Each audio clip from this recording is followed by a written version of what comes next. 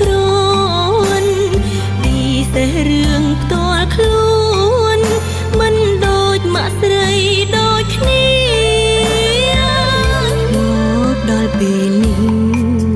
ក្រុមយ៉ាងកូនយល់អូហើយប៉ាមិនស្អប់កូនឡើយក្តីស្រឡាញ់រឹតកានទ្វេ